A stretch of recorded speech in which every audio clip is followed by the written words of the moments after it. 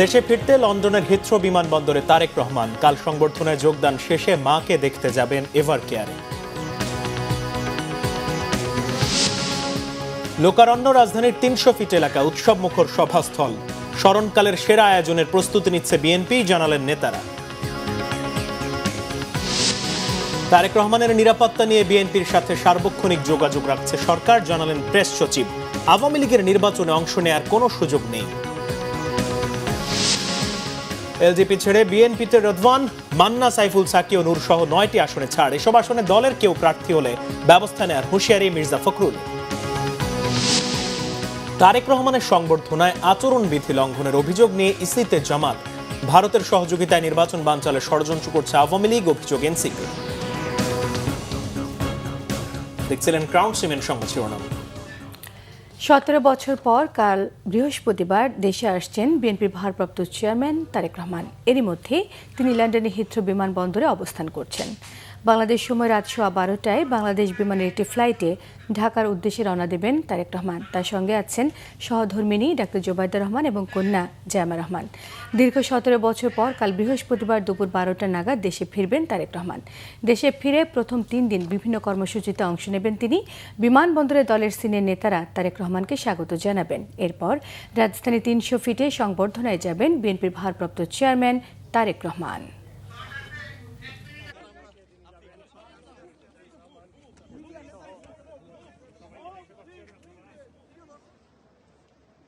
ওনাকে খুবই মিস করবো। আমি শুধু না, আমাদের যা নেতাকর্মী আছে এবং আমাদের কমিউনিটির লোকজন ওনাকে খুবই মিস করবে এবং মিস করতেছে। তারপরে তো উনি দেশে যাচ্ছেন, গণতন্ত্র কোনো উদ্ধার হবে, ওনার মাধ্যমে উনি প্রধানমন্ত্রী হবেন, এইটা যে আমরা দেখতে পারবো, এইটাই যে আমাদের খুশির। এইটা ভেবে আমরা খুব ভালো লাগতেছে আমাদের। প্রিয় নেতা দীর্ঘ 17 বছর এই দেশে ছিলেন। আপনারা জানেন উনি কেন ছিলেন। উনি ছিলেন বিগত সরকারের নির্যাতন নিপীড়নের কারণে। উনি আগামীকাল যাবেন। বাংলাদেশের মানুষ ওনার জন্য অধীর আগ্রহে অপেক্ষা করছে যে আমরা সবার কাছে আবারও, বিশেষ করে প্রবাসের সবার কাছে আমরা সবিনয় অনুরোধ জানাচ্ছি ওনার জন্য দোয়া করবেন, যাতে উনি বাংলাদেশের মানুষের আশা আকাঙ্ক্ষা বাস্তবায়নে কাজ করতে পারেন। আলহামদুলিল্লাহ, অনেকদিন পর দেখে যাচ্ছি, ভালো লাগছে। আর আমাদের সঙ্গে বিএনপির ভারপ্রাপ্ত চেয়ারম্যান তারেক রহমান দীর্ঘ 17 বছর পর যাচ্ছেন বাংলাদেশে। তো আশা করি কালকে আমরা যথাসময় বাংলাদেশে গিয়ে পৌঁছব। দর্শক, এই মুহূর্তে লন্ডনের হিথ্রো বিমানবন্দরে আছেন যুক্তরাজ্য প্রতিনিধি মোহাম্মদ আব্দুল হান্নান। যুক্ত হব তার সাথে। হান্নান, বিএনপির ভারপ্রাপ্ত চেয়ারম্যান তারেক রহমান কয়টা নাগাদ দেশের উদ্দেশ্যে রওনা দিবেন, আর সেখানকার সার্বিক পরিস্থিতি কেমন দেখছেন জানাবেন। ধন্যবাদ আপনাকে। আপনারা দেখেছেন ঠিক কিছুক্ষণ আগে, মানে লন্ডন স্থানীয় সময় 4:18 তারেক রহমান এয়ারপোর্ট টার্মিনাল করে প্রবেশ করেছেন। এই সময় তার সাথে তার স্ত্রী ডাক্তার জোবাইদা রহমান এবং তার মেয়ে ব্যারিস্টার জায়মা রহমান সহ নেতা কর্মীদের নিয়ে তিনি ঠিকঠাক 10 থেকে 15 মিনিট আগে হিথ্রো বিমানবন্দরে প্রবেশ করেছেন। এবং আমরা যেটি জানি যে তিনি বিমান বাংলাদেশ এয়ারলাইন্সের যে লন্ডন স্থানীয় সময় 6:15 তিনি বিমানে ফ্লাইট করার কথা রয়েছে এবং এই বিমানটি সরাসরি সিলেটে যাবে সকাল 9:45 অবতরণ করার কথা রয়েছে আগামীকাল 25শে ডিসেম্বর। এবং এরপর সেখানে 1 ঘন্টা যাত্রা বিরতির পর বিমানটি হযরত শাহজালাল আন্তর্জাতিক বিমানবন্দরে অবতরণ করবে 25শে ডিসেম্বর সকাল 11:45। আপনারা জানেন তারেক রহমান দীর্ঘ প্রায় 17 বছর 4 মাস যুক্তরাজ্যে নির্বাচিত জীবনযাপন করেছেন এবং তিনি যেহেতু দীর্ঘদিন যুক্তরাজ্যে ছিলেন, নেতা কর্মীরা অনেকেই ভিড় করেছেন এই হিথ্রো এয়ারপোর্টে, সেখানে স্লোগানে মুখরিত করেছেন। তবে তারেক রহমান যখন হিথ্রোতে প্রবেশ করেছেন সে সময় অনেক নেতা কর্মীরা তার সাথে ছিলেন। তবে অনেকেই বলছেন তারেক রহমান দেশে যাওয়ার মাধ্যমে, বিশেষ করে তিনি যাওয়ার পর বাংলাদেশের যে বৃহৎ রাজনৈতিক দল বিএনপি গতি ফিরে পাবে। এবং আপনাকে আরো একটি বিষয় বলে রাখতে চাই, তারেক রহমান কিছুক্ষণের মধ্যে হয়তো প্লেনে উঠবেন এবং সেখান থেকেও আমরা আরো তথ্য আপনাদের মাধ্যমে তুলে ধরতে পারবো। এই ছিল আমার কাছে লন্ডন থেকে। পরবর্তীতে কোনো আপডেট থাকলে আমরা আপনাদেরকে। হান্নান, আপনাকে ধন্যবাদ। দর্শক, লন্ডনের হিথ্রো বিমানবন্দর থেকে সহকর্মী আব্দুল হান্নান জানাচ্ছিলেন কিছুক্ষণের মধ্যে প্লেনে চড়বেন তারেক রহমান। দীর্ঘ 17 বছর পর দেশে ফিরছেন বিএনপির ভারপ্রাপ্ত চেয়ারম্যান তারেক রহমান। কাল বৃহস্পতিবার দুপুর 11:55 ঢাকায় অবতরণ করবেন বিএনপির ভারপ্রাপ্ত চেয়ারম্যান তারেক রহমান। সেখান থেকে সরাসরি সংবর্ধনা সমাবেশে যোগ দিয়েই এভার কেয়ারে যাবেন চিকিৎসাধীন মাকে দেখতে। সমাবেশে একাই বক্তব্য রাখবেন তিনি। এদিকে তারেক রহমানের নিরাপত্তা নিশ্চিতে দলগত পদক্ষেপের পাশাপাশি সরকারি ব্যবস্থা থাকছে বলেও জানান বিএনপির স্থায়ী কমিটির সদস্য সালাউদ্দিন আহমদ। শুভ মাহফুজের রিপোর্ট। বিএনপির ভারপ্রাপ্ত চেয়ারম্যান তারেক রহমানের স্বদেশ প্রত্যাবর্তন উপলক্ষে বুধবার সকালে গুলশানে দলের চেয়ারপারসনের কার্যালয়ে সংবাদ সম্মেলন করে বিএনপি। এতে দলের স্থায়ী কমিটির সদস্য সালাউদ্দিন আহমদ জানান, বৃহস্পতিবার দুপুর 11:55 ঢাকায় পৌঁছাবেন তারেক রহমান। সেখানে তাকে অনাড়ম্বর অভ্যর্থনা জানাবেন বিএনপির স্থায়ী কমিটির সদস্যরা। তিনি বাংলাদেশ বিমানের এক নিয়মিত ফ্লাইটে লন্ডন থেকে বাংলাদেশ সময় মধ্যরাতে হিথ্রো বিমানবন্দর থেকে যাত্রা করে আগামীকাল সকালে সিলেটে যাত্রা বিরতির পর বেলা 11:50 ঢাকায় অবতরণ করবেন ইনশাআল্লাহ। বিমানবন্দরে তাকে অনাড়ম্বর অভ্যর্থনা জানাবেন বিএনপির স্থায়ী কমিটির সদস্যবৃন্দ। বিমানবন্দর থেকে সরাসরি 300 ফিটে যাবেন তারেক রহমান, বক্তব্য রাখবেন সংবর্ধনা অনুষ্ঠানে। এরপরে মাকে দেখতে যাবেন এভার কেয়ার হাসপাতালে, সেখান থেকে যাবেন গুলশানের বাসায়। বিমানবন্দর থেকে তিনি চিকিৎসাধীন দেশনেত্রীর শয্যা পাশে অবস্থানের জন্য এভার কেয়ার হাসপাতালে যাবেন 36 জুলাই এক্সপ্রেস ওয়ে, যেটা 300 ফিট বললে সবাই চেনে।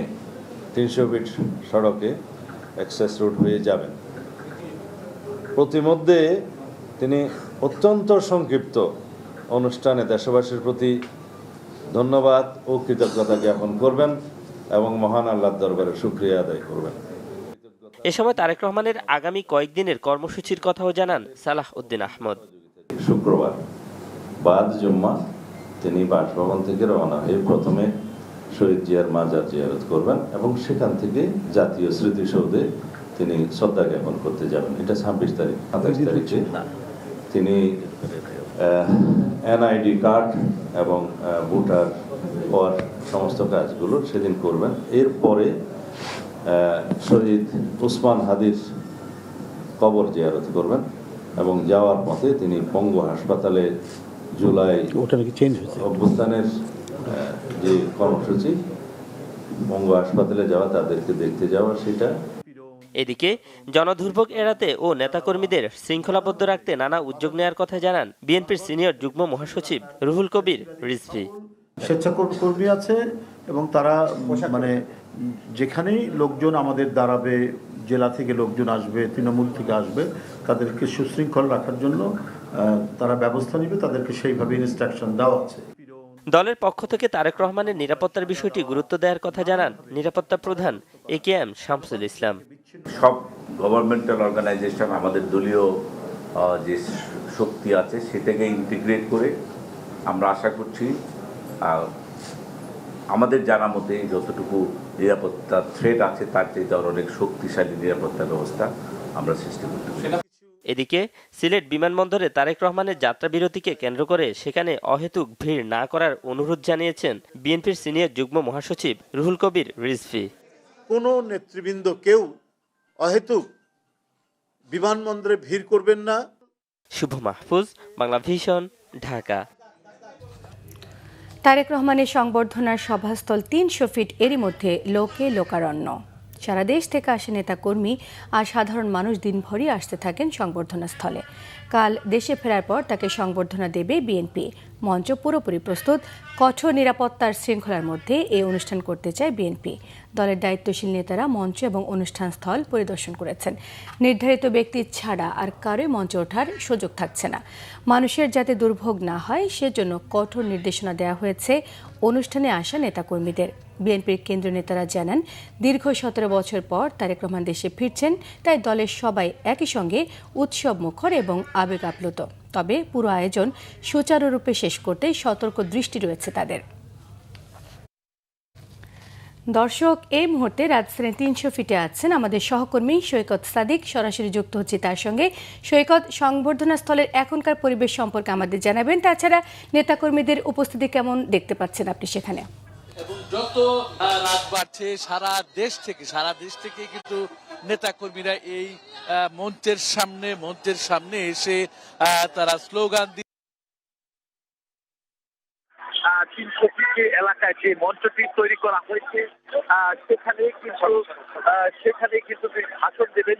সেদিনের মঞ্চের কিন্তু পুরো কাজ কিন্তু প্রায় শেষ এবং কড়া নিরাপত্তা ব্যবস্থা কিন্তু জোরদার করা হয়েছে। এই মঞ্চকে ঘিরে কড়া নিরাপত্তা ব্যবস্থা জোরদার করা হয়েছে।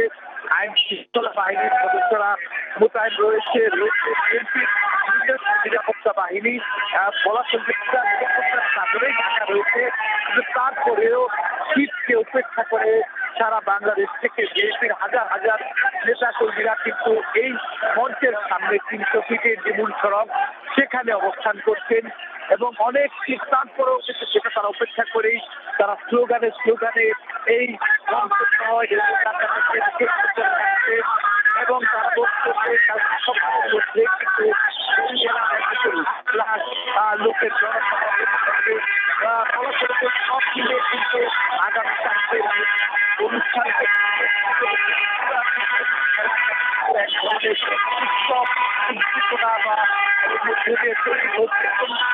তারেক রহমানকে বরণ করতে সব ধরনের ব্যবস্থা কিন্তু এই এলাকায় নেওয়া হয়েছে এবং নেতা কর্মীদের মধ্যে এক ধরনের উৎসাহ উদ্দীপনা দেখা যাচ্ছে।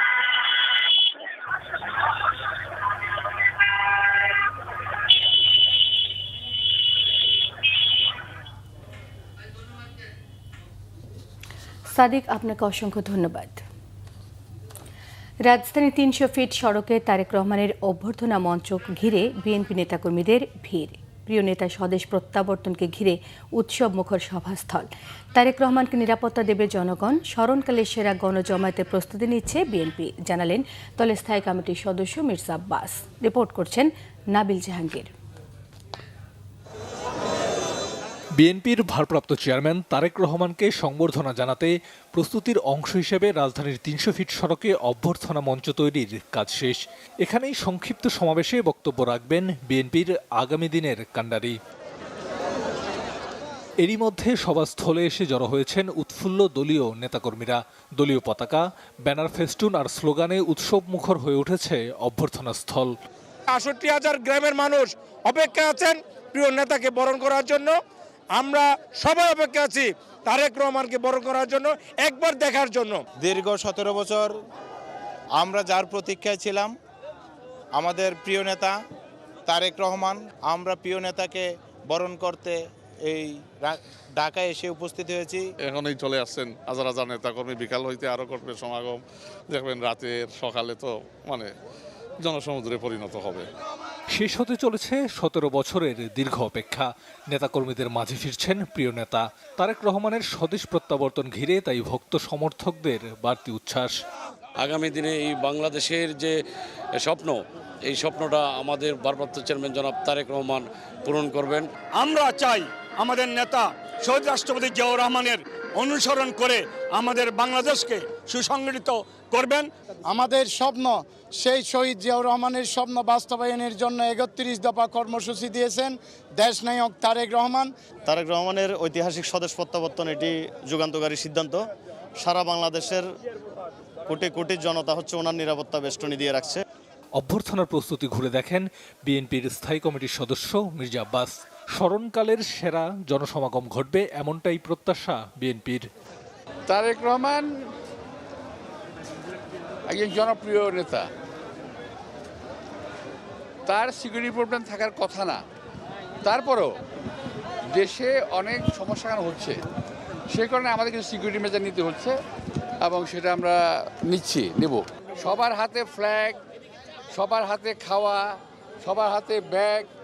আমি এমন দৃশ্য, আমার রাজনৈতিক জীবন প্রায় 50 থেকে 60 বছর, আমি এমন দৃশ্য কখনো দেখি নাই।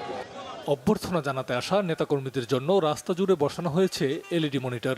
বিদ্যুৎ সরবরাহ নিশ্চিত করতে রয়েছে 200-ও বেশি জেনারেটর। এছাড়া কর্মীদের দুর্ভোগ লাঘবে নানা ব্যবস্থা নিয়েছে বিএনপি। নাবিল জাহাঙ্গীর, বাংলা ভিশন, ঢাকা। এদিকে একদিন আগেই সারা দেশের বিএনপি নেতাকর্মী ও সমর্থকরা প্রিয় নেতাকে বরণ করে নিতে এসেছেন 300 ফিটের মূল অভ্যর্থনা মঞ্চ এলাকায়। অনেকে এসেছেন ছোট্ট সন্তানদের নিয়ে। তারা বলছেন তারেক রহমান এখন শুধু বিএনপির নেতা নন, জাতিকে নেতৃত্ব দিতেই দেশে ফিরছেন তিনি। মিরাজ হোসেন গাজী রিপোর্ট। পাবনা থেকে বাবা ও কাকার সাথে তারেক রহমানকে দেখতে একদিন আগেই এসেছেন ছোট্ট রাহা। মোবাইল ফোনে তারেক রহমানকে দেখে রীতিমতো ভক্ত হয়েছে সে। তাই সামনাসামনি দেখতে বাবা ও কাকার কাছে বায়না ছিল রাহার। আমি পাবনা থেকে আসছি। কি করতে আসছো? তারেক রহমানকে দেখতে আসছি। পাবনা থেকে আসছো এত দূর থেকে? জি। কেন আসছো তুমি? তারেক রহমানকে দেখতে। তাই? তারেক রহমানকে কি চিনো? জি। জি, আমি ওকে ভালোবাসি। তাই? তারেক রহমানকে কিছু বলতে চাও? জি। কি বলতে চাও বলো? দেশের ভালোর জন্য কাজ করুক।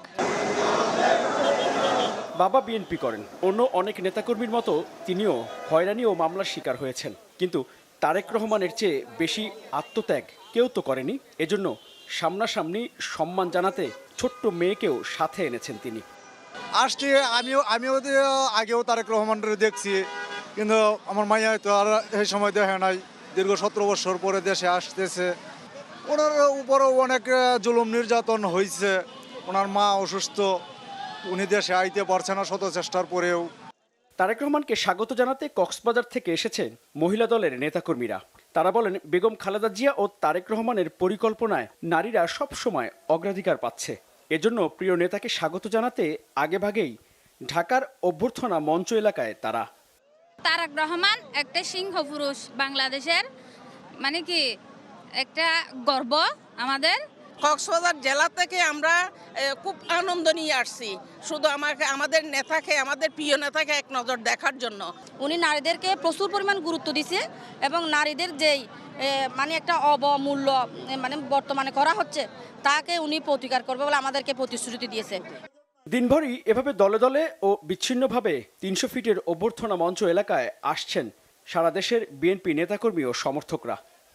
গণতন্ত্র পুনরুদ্ধার জন্য, স্বাধীনতা বিরোধীর হস্তক্ষেপ থেকে দেশকে মুক্তি করার জন্য, গণতন্ত্র পুনরুদ্ধারের জন্য, দেশকে পুনর্গঠনের জন্য একমাত্র তারেক রহমানই এখন দেশে ভবিষ্যৎ এবং ভরসা।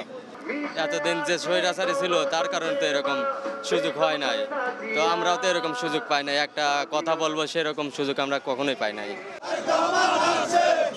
বৃহস্পতিবার সকালের মধ্যে অভ্যর্থনা মঞ্চ এলাকা জনসমুদ্রে পরিণত হবে বলে আশা করছেন বিএনপি নেতারা। মিরাজ হোসেন গাজী, বাংলা ভিশন, ঢাকা। দলে ভারপ্রাপ্ত চেয়ারম্যান তারেক রহমানকে স্বাগত জানাতে প্রস্তুত গুলশানের বাসা এবং চেয়ারপারসনের কার্যালয়। এছাড়াও 90 নম্বর সড়কে নতুন করে করা হয়েছে নির্বাচন পরিচালনা অফিস। বাসার অফিসকে ঘিরে নেওয়া হয়েছে কঠোর নিরাপত্তা ব্যবস্থা। বিএনপি নেতারা বলছেন, ভারপ্রাপ্ত চেয়ারম্যানের নিরাপত্তা নিয়ে উদ্বিগ্ন নন তারা। রিপোর্ট করছেন নাবিল জাহাঙ্গীর, ক্যামেরায় ছিলেন আল মাসুম সবুজ। বেগম খালেদা জিয়ার ভাড়াবাড়ি ফিরোজার পাশে গুলশান এভিনিউর 196 নম্বর বাসা। নতুন করে সংস্কারের পাশাপাশি ভেতর এবং বাইরের দেয়ালেও পড়েছে রং তুলির আঁচড়। সাদা রঙের বাড়িটি ঘিরে কঠোর নিরাপত্তা ব্যবস্থা বসানো হয়েছে 4টি নতুন পুলিশ বক্স। 25 ডিসেম্বর লন্ডন থেকে স্বদেশ প্রত্যাবর্তনের পর এখানেই বসবাস করবেন বিএনপির ভারপ্রাপ্ত চেয়ারম্যান তারেক রহমান।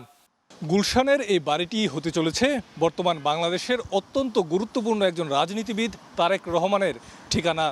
ইতিহাসের সাক্ষী হতে চলা এই বাড়িটি হয়ে উঠতে পারে ইতিহাসের অংশও। সংস্কার কাজ প্রায় শেষ পর্যায়ে, এখন শুধু কয়েকদিনের অপেক্ষা। গুলশানের বিএনপির চেয়ারপারসনের অফিসেই বসবেন তারেক রহমান। এখানেও লেগেছে সংস্কারের ছোঁয়া। স্থায়ী কমিটির সদস্য অবসরপ্রাপ্ত মেজর হাফিজ জানালেন, ভারপ্রাপ্ত চেয়ারম্যানের নিরাপত্তায় পর্যাপ্ত প্রস্তুতি আছে বিএনপির। আমাদের অ্যাক্টিং চেয়ারপারসনের নিরাপত্তার দায়িত্ব প্রধানত সরকারের, এবং সরকার ছাড়াও আমাদের নিজস্ব বিশাল কর্মী বাহিনী আছে। বিএনপি দেশের সবচেয়ে জনপ্রিয় রাজনৈতিক দল, কর্মী বান্ধব দল। আমাদের নিজস্ব সিকিউরিটি টিমও থাকবে এবং সরকার নিশ্চয়ই দায়িত্ব নিয়ে তার সব ধরনের নিরাপত্তার ব্যবস্থা গ্রহণ করবে। আমরা নিরাপত্তা নিয়ে মোটেই শঙ্কিত নয়। ব্যাপক জনপ্রিয়তা যেসব নেতা থাকে তারা এইসব চিন্তা ভাবনা করে না। বিএনপির মতো একটা বড় দলের চেয়ারপারসনের নিরাপত্তা নিয়ে শঙ্কিত হওয়ার মতো কিছু নেই। পাশেই গুলশানের 90 নম্বর সড়কের 10/C ঠিকানার এই বাসাটি ভাড়া নেওয়া হয়েছে বিএনপির অফিস হিসেবে। এখান থেকে জাতীয় নির্বাচনে বিএনপিকে পরিচালনা করবেন তারেক রহমান। নাবিল জাহাঙ্গীর, বাংলা ভিশন, ঢাকা। তারেক রহমানের সর্বোচ্চ নিরাপত্তা নিশ্চিত করা হবে। বিএনপির সাথে এ বিষয়ে সরকার সার্বক্ষণিক যোগাযোগ রাখছে। উপদেষ্টা পরিষদের বৈঠক নিয়ে এক ব্রিফিংয়ে প্রধান উপদেষ্টার প্রেস সচিব এসব তথ্য জানান। আওয়ামী লীগের নির্বাচনে অংশ নিতে না পারার বিষয়ে সরকারের অবস্থান পরিষ্কার বলেও জানান প্রেস সচিব রকুনুজ্জামানের রিপোর্ট। বুধবার প্রধান উপদেষ্টার কার্যালয়ে উপদেষ্টা পরিষদের বৈঠক অনুষ্ঠিত হয়। এতে 2024-25 অর্থ বছরের সংশোধিত বাজেট অনুমোদন দেয় উপদেষ্টা পরিষদ। সংশোধিত বাজেটেও ঘাটতি থাকবে প্রায় 2 লাখ কোটি টাকা, যার 1,36,000 কোটি টাকা দেশের ব্যাংক ও অভ্যন্তরীণ উৎস থেকে নেওয়া হবে। মূল্যস্ফীতি 14 পর্যন্ত বাড়লেও অর্থ বছরের শেষে 7-এ নেমে আসবে বলে আশা করছে সরকার। রিভাইজ বাজেটের বিষয়ে আজকে ক্যাবিনেটে অবহিতকরণ করা হয়েছে। পরে রাজধানীর ফরেন সার্ভিস একাডেমিতে উপদেষ্টা পরিষদের বৈঠক নিয়ে ব্রিফিং করেন প্রধান উপদেষ্টার প্রেস সচিব। জানান, তারেক রহমানের নিরাপত্তা নিয়ে বিএনপির সাথে সার্বক্ষণিক যোগাযোগ রাখছে সরকার। তার যে প্রয়োজনীয় যে সিকিউরিটি, সেটার বিষয়ে আমাদের সাথে তার যে তার পার্টির আলাপ হচ্ছে। এটা তার যতটুকু তারা চাচ্ছেন, যে সমস্ত মেজর পলিটিক্যাল বিএনপির সাথে কথা বলেই সেগুলো বিষয়ে লুক আফটার করা হচ্ছে। এছাড়া হাদি হত্যাকাণ্ড, সংবাদ মাধ্যমে হামলা, দীপু দাসের নৃশংস হত্যাকাণ্ড, উপদেষ্টা পরিষদের পরিবর্তন, ভারতের সাথে সম্পর্ক নিয়েও কথা বলেন প্রেস সচিব। আওয়ামী লীগের নির্বাচনে অংশ নেয়ার সুযোগ নিয়ে 5 মার্কিন সিনেটরের চিঠির বিষয়টি নিশ্চিত না করলেও দলটির নির্বাচনে অংশ নেয়ার কোনো সুযোগ নেই বলে আবারও নিশ্চিত করেন প্রেস সচিব শফিকুল আলম। আমরা এই চিঠিটা আমি অন্তত দেখি নেই, আমি এই বিষয়ে জানি না, অ্যাওয়ার না। বাট আওয়ামী লীগের বিষয়ে আমাদের সরকারের অবস্থান স্পষ্ট যে আওয়ামী লীগের যেহেতু আওয়ামী লীগের অ্যাক্টিভিটিস ব্যান্ড আছে এবং আওয়ামী লীগের ইলেকশন কমিশন আওয়ামী লীগের পার্টি হিসেবে রেজিস্ট্রেশন স্ক্র্যাপ করেছে, বাদ দিয়েছে। তো সেই জন্য আওয়ামী লীগ এই ইলেকশনে পার্টিসিপেট করতে পারবে না। পুরো সরকার দীপুচন্দ্র দাসের ফ্যামিলির সাথে আছে, তার জন্য যা যা করার দরকার তাদের প্রয়োজন অনুযায়ী করা হবে। ওসমান হাদির বিষয়টা সরকার সর্বোচ্চ প্রায়োরিটি দিয়ে এটা ইনভেস্টিগেট করছে। প্রথম আলোর ঘটনায় সোফার 31 জনকে অ্যারেস্ট করা হচ্ছে এবং প্রত্যেককেই ভিডিও দেখে, ভিজুয়ালস দেখে অ্যারেস্ট করা হচ্ছে এবং আরও যাদেরকে আমরা চিহ্নিত করতে পারবো সবাইকে আইনের আওতায় আনা হবে। ভবিষ্যতে 1 মিনিটও যেন ইন্টারনেট বন্ধ না হয়, বিটিআরসির জবাবদিহিতার এই বিষয়গুলো মাথায় রেখে কমিউনিকেশন আইনের সংশোধিত অধ্যাদেশের অনুমোদনও দেওয়া হয়েছে বলেও জানান প্রেস সচিব রকুনুজ্জামান, বাংলা ভিশন, ঢাকা। শরিকদের আরও 9টি আসন ছাড়ল বিএনপি। দুপুরে গুলশান কার্যালয়ে সংবাদ সম্মেলনে দলের মহাসচিব মির্জা ফখরুল ইসলাম আলমগীর জানিয়েছেন, এসব আসনে দলে কেউ প্রার্থী হলে ব্যবস্থা নেওয়া হবে তাদের বিরুদ্ধে। এদিকে নিজ দল এলডিপি থেকে পদত্যাগ করে বিএনপিতে যোগ দিয়ে কুমিল্লার 6 আসনে ধানের শীষের টিকিট পেয়েছেন রেদওয়ান আহমেদ। এনডিএম থেকে পদত্যাগ করে বিএনপির মনোনয়ন নিয়ে ঢাকা 13 আসন থেকে লড়বেন ববি হাজ্জাজ। বিস্তারিত থাকছে শুভ মাহফুজের রিপোর্টে। বিগত সরকার বিরোধী যুগপৎ আন্দোলনে বিএনপির নেতৃত্বে সক্রিয় ছিল শরিক দলগুলো। সরকার পতনের পর নির্বাচনের ঘোষণা এলে সমঝোতার মাধ্যমে আসন ছাড়ছে বিএনপি। গত 2 দিনে 5 আসন ছাড়ার পর বুধবার আরও 9 আসন ছাড়ে বিএনপি। এর মধ্যে বগুড়া 2-এ মাহমুদুর রহমান মান্না, পিরোজপুর 1-এ মোস্তফা জামাল হায়দার, নড়াইল 2-এ ফরিদুজ্জামান ফরিদ, যশোর 5-এ মুফতি রশিদ বিন ওয়াক্কাস, পটুয়াখালী 3-এ নুরুল হক নূর, ঝিনাইদহ 4-এ রাশেদ খান, ঢাকা 12-তে সাইফুল হক, ব্রাহ্মণবাড়িয়া 6-এ জোনায়েদ সাকি ও কিশোরগঞ্জ 4 আসনে মনোনয়ন পেয়েছেন এহসানুল হুদা। বুধবার দুপুরে গুলশানে বিএনপি চেয়ারপারসনের কার্যালয়ে সংবাদ সম্মেলনে দলের মহাসচিব জানান, এসব আসনে প্রার্থী দেবে না বিএনপি। আমাদের সঙ্গে যারা যুগপৎ আন্দোলন করেছিলেন তাদের সঙ্গে দীর্ঘ আলোচনার পরে আমরা যে সিদ্ধান্তগুলোতে একমত হতে পেরেছি সেই আসনগুলো সম্পর্কে আমি আপনাদের জানাচ্ছি। রেদওয়ান আহমেদ এলডিপি থেকে যোগ দিলেন, আমার বিএনপিতে যোগ দিয়েছেন। তার জন্য আমরা কুমিল্লা 7 এই আসনটি আমরা এটা তাকে দেওয়া হচ্ছে। তারা তাদের প্রতিক্রিয়া কেউ করবেন, আর যারা যোগ দিয়েছেন তারা বিএনপির প্রতীকে ধানের শীষে করবেন। তারা তাদের প্রতীক নিয়ে নির্বাচন করে সিদ্ধান্ত নিয়েছেন, সেখানে আমাদের কোনো প্রার্থী থাকবে না। এদিকে নিজ দল ছেড়ে বিএনপিতে যোগ দিয়ে ধানের শীষের টিকিট পেয়েছেন এলডিপি মহাসচিব ডক্টর রেদওয়ান আহমেদ ও এনডিএম চেয়ারম্যান ববি হাজ্জাজ। এর মধ্যে কুমিল্লা 7 আসনে রেদওয়ান আর ঢাকা 13 আসনে ধানের শীষ প্রতীক নিয়ে লড়বেন ববি হাজ্জাজ। যেহেতু কর্নেল অলি আহমেদ দলের সভাপতি, তিনি একটু ভিন্ন মত পোষণ করেছেন, তো আমি ব্যক্তিগতভাবে এই বিএনপির প্রতিষ্ঠা লগ্ন থেকে বিএনপির সাথেই ছিলাম। তো আমি বিএনপিতে যোগদান করে বিএনপির প্রতিনিধি হিসাবে নির্বাচনে প্রতিদ্বন্দ্বিতা করব। এখন পর্যন্ত যুগপৎ শরিকদের জন্য 14টি আসন ছাড়ল বিএনপি। শুভ মাহফুজ, বাংলা ভিশন, ঢাকা। নির্বাচন কমিশনের পক্ষে সুষ্ঠু ভোটের আয়োজন করা সম্ভব হবে কিনা তা নিয়ে সন্দেহ পোষণ করেছে জামায়াত ইসলাম ও এনসিপি। আইনশৃঙ্খলা পরিস্থিতি ও আচরণবিধির বিষয়ে নির্বাচন কমিশনের সক্ষমতা বাড়ানোর পাশাপাশি দৃশ্যমান পদক্ষেপ নেওয়ার আহ্বান জানিয়েছেন দল দুটির নেতারা। আর এনসিপির মুখ্য সমন্বয়ক নাসির উদ্দিন পাটোয়ারি বলেছেন, আওয়ামী লীগ ভারতের সহযোগিতায় নির্বাচন বানচালের ষড়যন্ত্র করছে। রিপোর্ট আসমা আক্তার নূপুরের। জাতীয় নাগরিক পার্টি এনসিপির মুখ্য সমন্বয়ক নাসির উদ্দিন পাটোয়ারির নেতৃত্বে 3 সদস্যের প্রতিনিধি দল দুপুরে আগারগাঁয়ে নির্বাচন ভবনে প্রধান নির্বাচন কমিশনারের সাথে দেখা করে নিজেদের উদ্বেগের কথা জানান। বলেন, নির্বাচন কমিশনের কোনো ভুলের কারণে যেন 12ই ফেব্রুয়ারি নির্বাচনের তারিখ পিছিয়ে না যায়। আমরা জাতীয় নাগরিক পার্টির পক্ষ থেকে বলেছি যাতে এই ঘোষিত ডেট যেটা আছে এটার পরবর্তীতে যাতে ডেট না পিছায়, যাতে ইলেকশনটা যথাসময়ে অনুষ্ঠিত হয়। কারণ আওয়ামী লীগ বিভিন্ন ওয়েতে এবং ভারত বাংলাদেশে ডিস্টেবিলাইজ করে ইলেকশনটাকে পিছানোর চেষ্টা করতেছে। তা একজন প্রার্থী অলরেডি হত্যাকাণ্ডের শিকার হয়েছেন। আমাদের যারা প্রার্থী রয়েছেন আমরাও তাদেরকে বলেছি যে আপনারা নির্বাচন কমিশনের যে বিধিমালাগুলো রয়েছে সেগুলো মেনে চলবেন, এবং সাথে সাথে নির্বাচন কমিশনকেও বলেছি যে সকল দলের প্রার্থীদের ক্ষেত্রে যাতে নিরাপত্তা নিশ্চিত করা হয়। বিকালে জামায়াতের প্রতিনিধি দলও সিএসির সাথে দেখা করে ভোটের পরিবেশ নিয়ে উদ্বেগ প্রকাশ করেন। পাশাপাশি বৃহস্পতিবার বিএনপির ভারপ্রাপ্ত চেয়ারম্যানের দেশে ফেরা উপলক্ষে সংবর্ধনা অনুষ্ঠানে আচরণবিধি লঙ্ঘন হচ্ছে কিনা তারা তা জানতে চান নির্বাচন কমিশনের কাছে। ম্যানুয়ালি যে সমস্ত ব্যানারগুলো লাগানো হয়েছে, বিভিন্ন বিলবোর্ড ইত্যাদি ইত্যাদি, এর সাথে আবার ভার্চুয়াল অনেকগুলো আছে আমরা দেখলাম, ডিজিটাল যেটাকে বলা হয়। তো এগুলো ওনাদের পক্ষ থেকে যাতে অপসারণ হয় এবং একটি লেভেল প্লেইং ফিল্ড নিশ্চিত করার জন্য এই সমস্ত বিষয় আমরা ওনাদের দৃষ্টি আকর্ষণ করেছি। নির্বাচনী ক্যাম্পও কোনো কোনো জায়গায় আমরা বলেছি হয়েছে, তো ওনারা এগুলো নোট নিয়েছেন এবং এই ব্যাপারে প্রয়োজনীয় পদক্ষেপ ওনারা গ্রহণ করবেন তারা বলেছেন।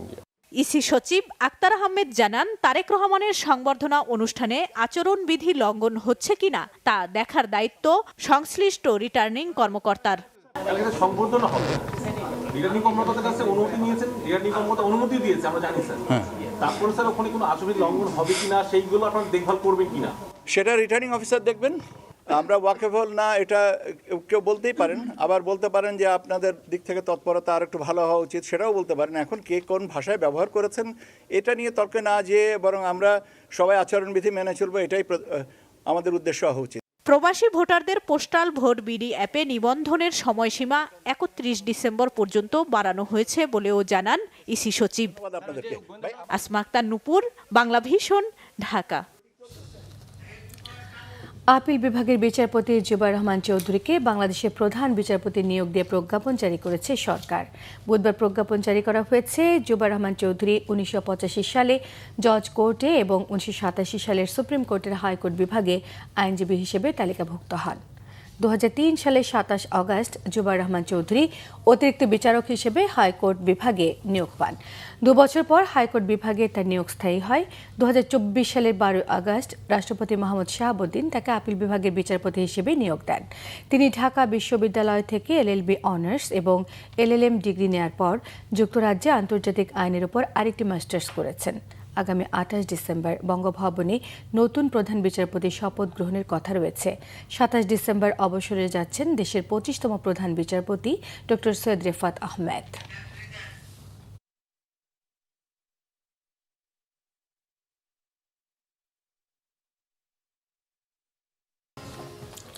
রাজধানীর মগবাজারের মাথায় ককটেল বিস্ফোরণে প্রাণ হারিয়েছে সিয়াম নামে এক যুবক। জনমনে আতঙ্ক সৃষ্টির জন্য একটি গোষ্ঠী নাশকতা করছে বলে জানিয়েছেন পুলিশ। রিপোর্ট করছেন আরিফিন শাওন।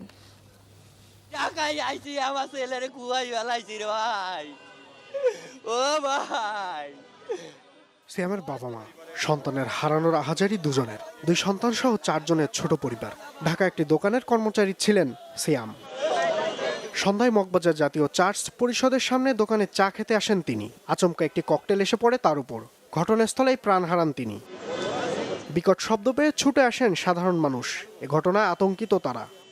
আমার ছেলে, বড় ছেলে, ওই মোটর মেসেজ এনে ওই মোটর প্রাইভেট গাড়ি পাসপোর্ট বিক্রি সেই মার্কেটে চাকরি করে। কয়টা খামু? 4 দোকান। কয়টা খামু? 5 দোকান। রাস্তা হাইটা যামু, আমগো কোনো ভরসা আছে?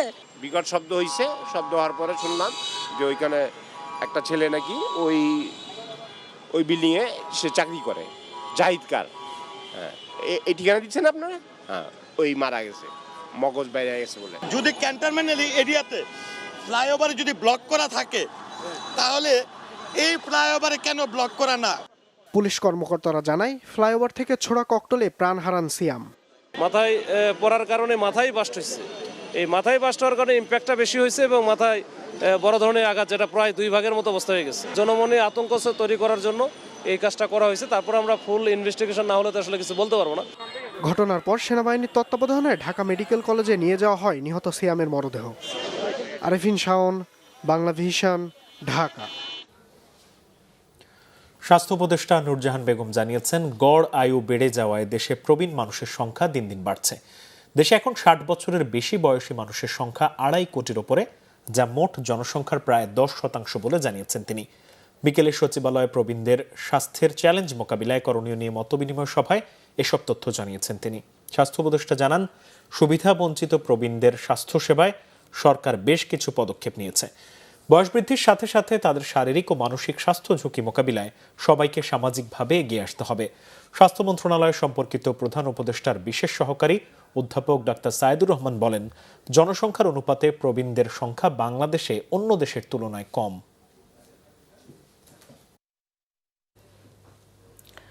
আগামী কয়েক মাস বাংলাদেশের জন্য খুবই গুরুত্বপূর্ণ বলে মনে করেন সিপিডির সম্মানীয় ফেলো ডক্টর দেবপ্রিয় ভট্টাচার্য। তিনি বলেন, এই সময়ে রাজনৈতিক দল, আইন শৃঙ্খলা রক্ষাকারী বাহিনী এবং নির্বাচন কমিশনের মধ্যে ঐকমত্য তৈরি না হলে সুষ্ঠু নির্বাচন সম্ভব হবে না। সকালে রাজধানীর সেডাপ মিলনায়তনে নির্বাচন ব্যবস্থা সংস্কারের অগ্রগতি নিয়ে সুশাসনের জন্য নাগরিক সুজন আয়োজিত গোল টেবিল আলোচনায় তিনি এসব কথা বলেন। তিনি আরও বলেন, দেশের নাগরিকরা এখন অনেক বেশি সচেতন। নির্বাচন পরবর্তী সময়ে জনপ্রতিনিধিরা যদি ভোটারদের দেয়া কথা না রাখে, তবে তাদের দেশে থাকা মুশকিল হয়ে পড়বে। অবৈধ অস্ত্র উদ্ধার করা না গেলে এটি নির্বাচনের জন্য অশনি সংকেত হয়ে দাঁড়াবে বলেও তিনি জানান। সভায় নির্বাচন ব্যবস্থা সংস্কার কমিশনের সদস্যরা জানান, নির্বাচনকে কেন্দ্র করে চ্যালেঞ্জগুলো চিহ্নিত করেই সুষ্ঠু নির্বাচন করতে হবে। 2010 সালের অক্টোবর থেকে 2025 সালের অক্টোবর পর্যন্ত বাংলাদেশ বিদ্যুৎ উন্নয়ন বোর্ডের সরকারি সৌর প্রকল্প এবং আইপিপি সৌর প্রকল্প খাতের 6টি প্রকল্পে 2,926 কোটি 88 লাখ টাকার অনিয়ম হয়েছে। বুধবার সকালে রাজধানীর ধানমন্ডিতে নিজ কার্যালয়ে ট্রান্সপারেন্সি ইন্টারন্যাশনাল বাংলাদেশ টিআইবি এই তথ্য প্রকাশ করে।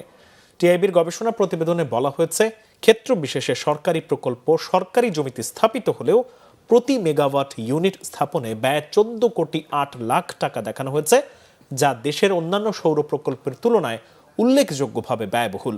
টিআইবি গবেষণার আওতাভুক্ত বিদ্যুৎ খাতের 5টি প্রকল্পেই শুধু ভূমি ক্রয় এবং ক্ষতিপূরণ প্রদানে মোট 249 কোটি 15 লাখ 59 হাজার টাকার দুর্নীতি হয়েছে। বিদ্যুৎ খাতে বিদেশি বিনিয়োগের মাত্র 3.3% নবায়নযোগ্য জ্বালানি খাতে ব্যবহার করা হয়েছে। গবেষণা প্রতিবেদনে এই খাতে স্বচ্ছতা ও জবাবদিহিতা আনতে বিশেষজ্ঞ এবং নাগরিক সমাজের প্রতিনিধিদের সমন্বয়ে একটি স্বাধীন তদারকি নিয়ন্ত্রণ কর্তৃপক্ষ গঠন করার সুপারিশ করা হয়েছে টিআইবির পক্ষ থেকে। সংবাদ সম্মেলনে উপস্থিত ছিলেন টিআইবির নির্বাহী পরিচালক doctor Iftekharuzzaman.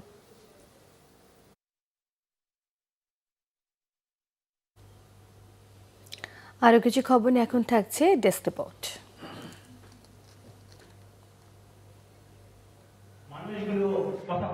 BNP chairperson Begum Khaleda জিয়ার সুস্থতা ও দীর্ঘায়ু কামনায় বিশেষ দোয়া ও আলোচনা সভার আয়োজন করেছে তোপখানা শিশু কল্যাণ পরিষদ। এ সময় বিএনপির ভারপ্রাপ্ত চেয়ারম্যান তারেক রহমানের স্বদেশ প্রত্যাবর্তনের যাত্রা সুষ্ঠু ও নিরাপদভাবে সম্পন্ন হবার জন্য দোয়া করা হয়। এ সময় অসহায় পথচারীদের মাঝে খাবার বিতরণ করা হয়। বাংলাদেশ শিশু কল্যাণ পরিষদ মিলনায়তনে বিএনপির কেন্দ্রীয় নির্বাহী কমিটির সদস্য ফয়সাল আহমেদ চৌধুরীর সভাপতিত্বে এতে প্রধান অতিথির বক্তব্য রাখেন বিচারপতি ফয়সাল মাহমুদ ফয়েজি। এছাড়াও বক্তব্য রাখেন জাসাসের সাবেক কেন্দ্রীয় সভাপতি রেজাবুদ্দৌলা চৌধুরী সহ অনেকে। ইনকিলাব মঞ্চের মুখপাত্র বিপ্লবী শরীফ ওসমান হাদির হত্যাকাণ্ডের প্রতিবাদে ফেনীতে শোক ও সংহতি সমাবেশ করেছে গণতান্ত্রিক সংস্কার জোট। এ সময় হত্যার বিচার ও রাষ্ট্র সংস্কারের দাবি তুলে ধরেন এবি পার্টি, এনসিপি ও রাষ্ট্র সংস্কার আন্দোলনের কেন্দ্রীয় ও জেলার নেতারা। মেঘনা গ্রুপ অব ইন্ডাস্ট্রিজ এফএমসিজি ডিভিশনের সেলস কর্মকর্তাদের নিয়ে কক্সবাজারে 2টি পর্বে বাৎসরিক সেলস কনফারেন্স অনুষ্ঠিত হয়েছে। কনফারেন্সে 10টি সেলস লাইনের প্রায় 1100 সেলস কর্মকর্তা ও প্রতিনিধি অংশগ্রহণ করেন। প্রধান অতিথি হিসেবে ভার্চুয়ালি সংযুক্ত হন মেঘনা গ্রুপের চেয়ারম্যান ও ম্যানেজিং ডিরেক্টর মোস্তফা কামাল। বিশেষ অতিথি ছিলেন MgI director Tahmina Mostafa. Akij health care and hygiene লিমিটেডের মাম্মাম বেবি ডাইপার শুরু করেছে বিশেষ ক্যাম্পেইন মায়ের পাশে বেবির যত্নে। ক্যাম্পেইনের অংশ হিসেবে হাসপাতালগুলোতে নতুন মায়েদের হাতে তুলে দেওয়া হচ্ছে স্পেশাল গিফট কার্ড ও সচেতনতামূলক কার্ড। পাশাপাশি থাকছে সারপ্রাইজিং গুডি ব্যাগ ও সফটি কমফি মাম্মাম বেবি ডাইপার। এছাড়াও প্রতিটি হাসপাতালে উপহার হিসেবে দেয়া হচ্ছে 2টি করে মাম্মাম ব্র্যান্ডেড বেবি ট্রলি ও স্পেশাল গুডি ব্যাগ। নগদে ফিরে আসা বা নতুন অ্যাকাউন্ট খোলার ক্যাম্পেইনে অংশ নিয়ে hero pleasure refresh 102 CC motorcycle জিতেছেন ময়মনসিংহের শফিকুল ইসলাম সোহেল। উপহার পেয়ে খুবই খুশি হয়েছেন বলে জানান তিনি। আশা আর ফেরা, সারপ্রাইজ সেরা শিরোনামে সম্প্রতি একটি ক্যাম্পেইন চালু করেছে নগদ। এ পর্যন্ত 23,000-এর বেশি গ্রাহক 50 টাকা থেকে 500 টাকা পর্যন্ত ক্যাশব্যাক পেয়েছেন। ত্রয়োদশ জাতীয় সংসদ নির্বাচন উপলক্ষে কেরানীগঞ্জের সরকারি কর্মকর্তা কর্মচারীদের পোস্টাল ব্যালটে ভোটদান বিষয়ক অবহিতকরণ সভা অনুষ্ঠিত হয়েছে। উপজেলা পরিষদ সভাকক্ষে উপজেলা প্রশাসনের আয়োজনে এই সভা অনুষ্ঠিত হয়। Bangla vision news desk. সংবাদ শেষ করব। ক্রাউড 7 শিরোনামগুলো আর একবার জানিয়ে দিই। দেশে ফিরতে লন্ডনে হিথ্রো বিমানবন্দরে তারেক রহমান। কাল সংবর্ধনায় যোগ শেষে মাকে দেখতে যাবেন এভার কেয়ারে। লোকারণ্য রাজধানী 300 ফিট এলাকা উৎসব মুখর সভাস্থল। স্মরণকালের সেরা আয়োজনের প্রস্তুতি নিচ্ছে বিএনপি, জানালেন নেতারা। তারেক রহমানের নিরাপত্তা নিয়ে বিএনপির সঙ্গে সার্বক্ষণিক যোগাযোগ রাখছে সরকার, জানালেন প্রেস সচিব। আওয়ামী লীগের নির্বাচনে অংশ নেওয়ার কোনো সুযোগ নেই। এলডিপি ছেড়ে বিএনপিতে রেদওয়ান, মান্না, সাইফুল, সাকি এবং নূর সহ 9টি আসনে ছাড়। এ সকল আসনে দলের কেউ প্রার্থী হলে ব্যবস্থা নেওয়ার হুঁশিয়ারি মির্জা ফখরুলের। তারেক রহমানের সংবর্ধনে আচরণবিধি লঙ্ঘনের অভিযোগ নিয়ে ইসিতে জামাত। ভারতের সহযোগিতায় নির্বাচন বানচালে ষড়যন্ত্র করছে আওয়ামী লীগ, অভিযোগ এনসিপি। এই ছিল এখনকার মতো। পরের সংবাদ রাত 1টায় দেখার আমন্ত্রণ রইল। এতক্ষণ সাথে থাকায় ধন্যবাদ সবাইকে। শুভরাত্রি।